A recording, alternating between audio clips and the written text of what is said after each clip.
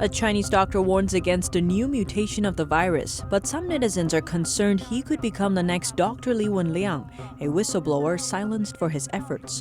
One insider says there are nearly 100 times more confirmed cases than reported in a city in northern China. Chinese authorities are blocking the most vulnerable groups from being vaccinated, the sick and the elderly. It's a strong contrast to vaccine distribution methods in other countries. An analyst says China may have sided with the Taliban to create trouble for the U.S. in Afghanistan.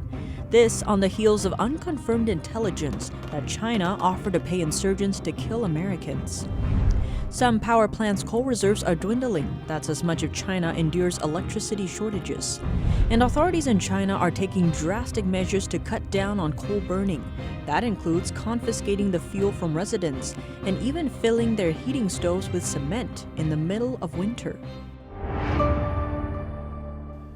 Welcome to China in Focus. I'm Tiffany Meyer. First, an update on the CCP virus pandemic in China. 2 patients were diagnosed with the new UK-based strain of the virus over the weekend. They were found in the mega city of Shanghai in Guangdong province. Both patients were students living in the UK who returned to China in December. The northern Chinese cities of Shenyang and Dalian also discovered 2 so-called superspreaders, sickened patients who go on to spread the virus to many more people than usual.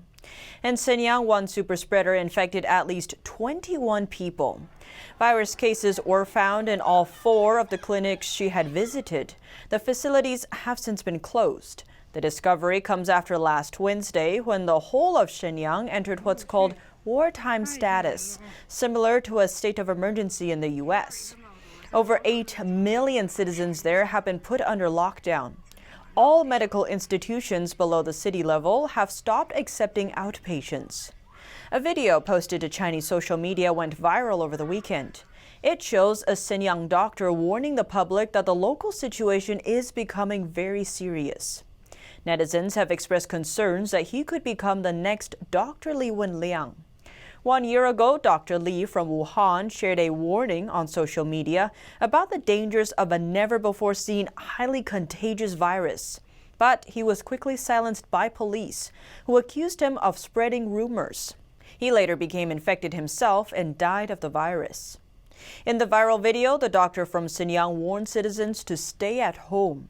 He says he suspects the virus mutated, is spreading quickly, and that the symptoms are serious. Don't run around recently. The pandemic is very, very serious now. It's spreading very fast, and the symptoms are very serious. Through nucleic acids test, sometimes the virus cannot be detected for the first time. An old lady was tested 3 or 4 times before the test result come back positive. This old lady has the subtype of the virus that's spreading widely in Europe. I suspect that it's a mutated strain. It's very, very contagious. A patient I took to the hospital the day before yesterday saw the doctor in the 8th hospital in the same time period as the old lady. They may not have seen each other, and they did not know each other, but still the patient was infected.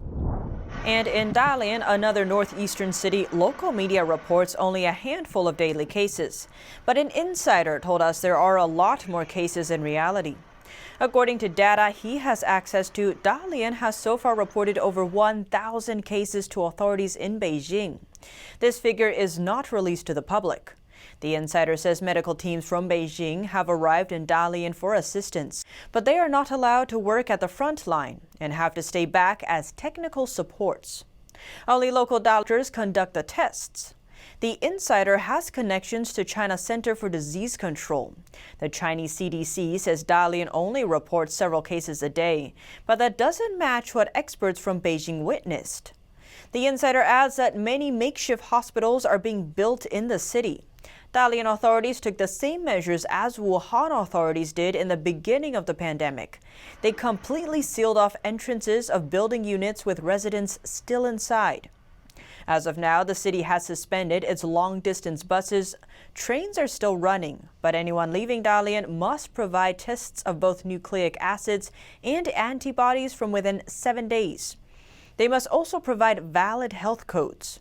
Unlike before, this time people must provide 2 health tracking record codes, one from the national level, another from the city level. Some people, however, found their two codes showing different colors.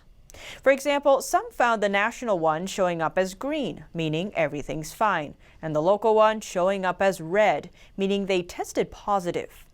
Dalian local government says the local code prevails in this case. According to the insider, this discrepancy points to the local authorities' cover-up of the outbreak. Bus and taxi services in Dalian are suspended. The entrance to the harbor is also closed. Frontline medical workers believe that although it's still possible to leave Dalian via the harbor, it's just a matter of time before a complete lockdown. They say what caused this wave of outbreak in northeastern China is no ordinary virus, but mutation similar to that from the UK, if not even more contagious. Some online posts warn the same. The insider says the origins of the outbreak in both Beijing and Dalian is still unknown. New mutants of the CCP virus mainly attack the cardiovascular system and cause blood clots. This means those infected are likely to collapse onto the ground all of a sudden.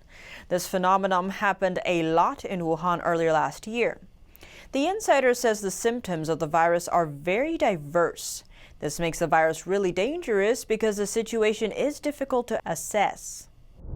Now we turn to the Inner Mongolia region in northern China. Chinese media recently reported that medical staff in the region are preparing for battle. Over 120 hospitals are designated treatment centers for CCP virus patients. That's in addition to nearly 90 reserve hospitals. Altogether, more than 200 fever departments have been set up in different medical facilities. 43 more makeshift hospitals are also set to be built.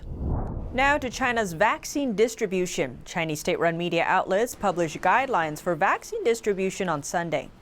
Among the guidelines are rules like people over 60 years old cannot be vaccinated. Neither can those with existing conditions, like high blood pressure and diabetes, receive doses. More than a dozen diseases are listed that blocks eligibility. In other words, only people between 18 and 59-year-olds with relatively healthy bodies can be vaccinated. The strategy is in sharp contrast to other nations' plans, where elderly and vulnerable groups are among the first to be protected. China's strict regulations have already raised questions about whether the vaccine is safe for mass use. Questions arising about the safety of the new Pfizer vaccine. Some elderly people are reportedly dying hours or days after taking it. NTD's Miguel Moreno has more on those cases. The highly anticipated CCP virus vaccine is rolling out internationally. But a few reports of elders dying either hours or days after getting the vaccine are raising questions about the Pfizer vaccine's safety. In Sweden, an 85-year-old man with pre-existing conditions died of a heart attack a day after getting the shot. In Israel, 2 elderly men died within 2 hours of getting it. And in Switzerland, a 91-year-old man died 5 days after getting vaccinated. According to these reports, both Swiss and Israeli healthcare workers have said that some of these deaths don't appear linked to the vaccine, or that it's highly unlikely they are, citing a history of health problems. Pfizer sent condolences to the family of the Swiss man, but they also said that the elderly and other at-risk people are likely to still suffer from other health problems unrelated to the vaccine. In other words, the vaccine probably isn't going to heal their pre-existing health problems. Miguel Moreno, NTD News. The Chinese Communist Party, or CCP, could have offered to pay bounties to non-state actors in Afghanistan to attack American soldiers there. That's according to multiple media reports, which also claim that the president has been briefed on the matter. China may have offered to pay non-state actors in Afghanistan to attack American soldiers. That's according to media reports citing senior officials. Officials would not say whether the actors include the Taliban. The Trump administration is reportedly considering declassifying the intelligence, which has not been corroborated yet. China's foreign ministry responded by calling the report a smear and slander against China. The news comes a week after Afghanistan busted 10 Chinese spies operating in the Middle Eastern country. Some of the Chinese were in contact with terrorist groups that previously kidnapped U.S. soldiers and attacked NATO forces. In the past few years, Beijing has held multiple secret meetings with the Taliban and officially invited them to Beijing in 2019. British and U.S. officials have previously said the Taliban uses weapons made in China as well as Iran. Officials have also complained about Chinese money flowing into the area. Penny Zhou, NTD News. An analyst says China may have sided with the Taliban to create trouble for the U.S. in Afghanistan. This on the heels of unconfirmed intelligence that China offered to pay insurgents to kill Americans. An analyst says China is involved in the Afghan war on the side of the Taliban. His source tells him China is known to sell equipment to local insurgents. This as recent news reports that China may pay fighters in Afghanistan to kill American soldiers. Plus headlines about Chinese spies operating in the Central Asian country, making contacts with local terrorist groups. China is really part of the problem in Afghanistan. Dr. Anders Core is publisher of the Journal of Political Risk and founder of Core Analytics, which provides strategic analyses of international politics. He says by supporting insurgency in Afghanistan, China is following the strategic playbook, create trouble for your adversaries. These troubles could keep the U.S. busy so that it doesn't have time and energy to counter China. The U.S. is basically the only military that's standing in the way of China being able to expand quite aggressively and globally, entice the United States to stay in Afghanistan because it makes the U.S. look bad, be involved in an intervention abroad, and it also costs the U.S. tremendous amounts of money. Afghanistan, Iraq, Syria, these are seen as kind of Middle East quagmires that are getting the U.S. overly involved, overstretched, therefore unavailable to defend Japan, Taiwan, the South China Sea from China's incursions. So, the U.S. invaded Afghanistan in 2001 following the 9/11 attack. 2 months later, China joined the World Trade Organization and began its explosive growth by doing international trade without following the rules. The argument at the time for China to join was to change the Chinese regime into a more peaceful power through economic engagement. And really, since 1989, the Tiananmen Square massacre, we should have known that China was going in the wrong direction, and we should have taken rapid steps to isolate them economically, diplomatically, and militarily. But we didn't do so, and now we're paying the price. He hopes that the next administration will make sure the U.S. is not supporting China's expansion if it remains an aggressive nation. Penny Zhou, NTD News. The New York Stock Exchange says it will delist 3 Chinese telecom companies. That's to comply with President Trump's executive order that bars American investment in companies that are linked to Chinese military. The New York Stock Exchange will delist 3 Chinese telecom giants. This as the Trump administration is asking American investors to stop putting their money into Chinese firms with ties to the regime's military. The exchange said it would halt trading in shares of the state-owned companies by January 11th. These 3 service providers dominate the entire mobile phone network business in China. Their listings in New York are small compared to their listings in Hong Kong. President Trump issued an executive order in November, barring investment into over 30 companies linked to the Chinese military, causing the company's stocks to crash. Experts have long warned of the risks. These companies are opaque. We don't know if they're honest. We don't know if they're really making money. One thing we do know is that they're funding money to a regime that is absolutely hostile to our interests. So cutting off funding to the Chinese Communist Party entities disguised as private companies, there are no private companies in China, as you know, is a very important step. And this is a way to restrict their access to capital that they need to survive and that they're using to expand their reach around the world. Other global index providers like MSCI, S&P, Dow Jones, FTSE, and Nasdaq have removed various blacklisted companies following the executive order. Followers of these indexes include a retirement savings fund for federal employees and members of the U.S. military, resulting in U.S. servicemen savings indirectly funding Chinese weapon makers. American investment also entered these Chinese companies through the Hong Kong Stock Exchange. Hong Kong media Apple Daily reported that China Mobile and China Unicom's first 5 institutional investors are all American, holding about 3% of the company's shares. The report says that American investment in the blacklisted companies is estimated to be over $10 billion. Trump's executive order directs American investors to sell these shares before November this year. Penny Zhou, NTD News. Shares in China's three major telecom companies fell as much as 5% in the Hong Kong stock market on Monday. It was their first trading session since the New York Stock Exchange announced their delisting. And on the same day, the Chinese Communist Party accused the United States of politicizing trade issues, adding that Beijing will take measures to combat it. The U.S. Consulate General in Hong Kong is trying to sell its property in the city, but Beijing is blocking its attempts. Hong Kong's government refused to register the transaction, citing diplomatic concerns. Those from financial sectors say the sale will greatly undermine foreign investors' confidence in Hong Kong. The property for sale is the U.S. consulate residence. Hong Kong property developer Han Lun Properties won the bid at a lower than expected price. The transaction was scheduled for last Wednesday but was unable to proceed. That's because the city's government refuses to recognize it as a standard business exchange. A notice from Hong Kong's land registry states that in case the U.S. wants to rent, purchase, or sell property in the city, several procedures must first be fulfilled. Among other requirements, it says the U.S. must send an application to Beijing 60 days in advance, and that written consent is needed before any action can be carried out.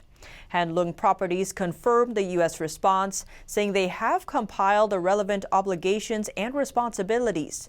But in the meantime, the obligations should not affect their property rights. The U.S. expressed agreement, saying the transaction is associated with foreign affairs and should be handled accordingly. An electricity shortage continues to plague China. In just 5 days, some power plants may be forced to shut down. NTD's Don Ma has more. China's electricity shortage may be at a critical stage. Some power plants report having only a few more days' worth of coal to produce electricity. According to Chinese media, having insufficient coal supplies has become a common problem for the country's power plants recently. China used coal to produce 65% of its total electricity in 2019. In central China's Anyang city, one power plant only has enough coal to produce electricity for 5 days, while another has only enough for 10. As a result of shortages, authorities are restricting power use for residents and businesses. In some provinces, companies can only operate about 2 days a week.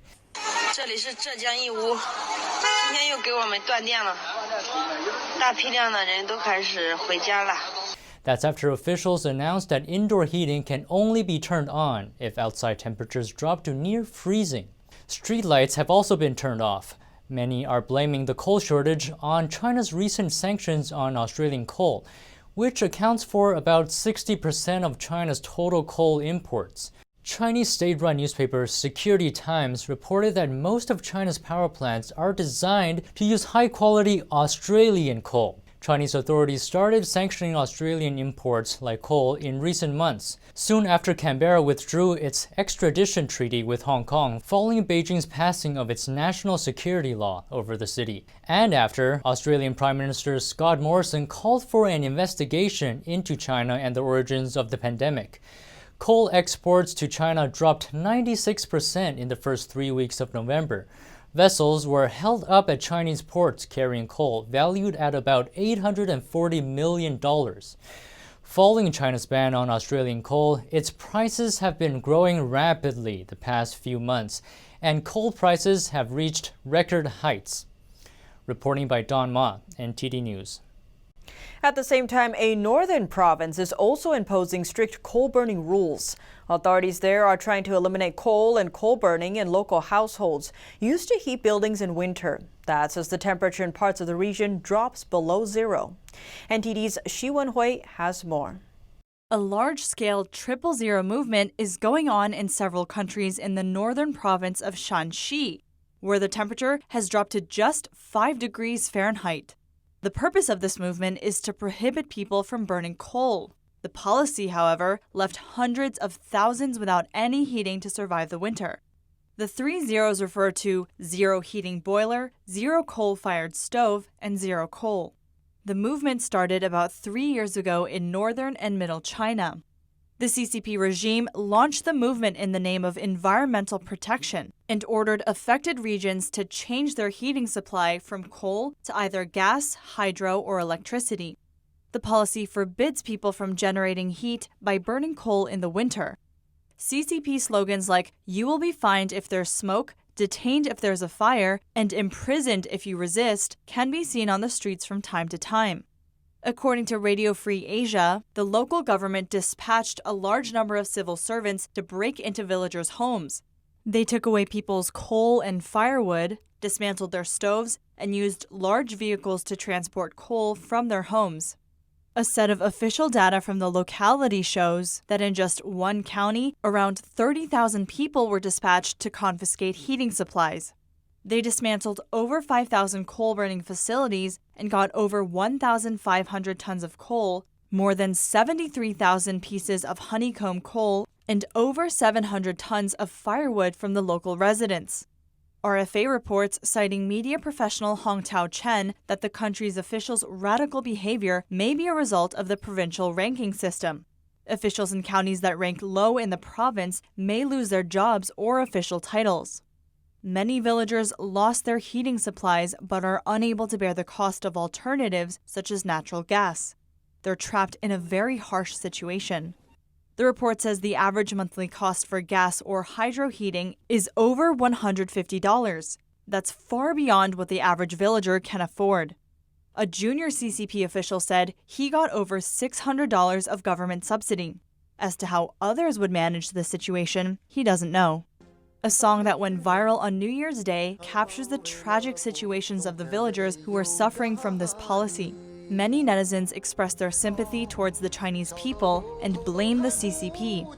Some say to do such things in the winter, especially in this year's severe cold winter, is to push people to a dead end. Another netizen says, quote, "I guess the CCP wants to kill more people with a cold since the virus didn't kill them off." Reporting by Wenhui, NTD News. And that's all for today's China in Focus. But before you go, we have an announcement. China in Focus will continue as scheduled, but there will be another host covering as I'll be in DC. Thanks for watching and see you soon.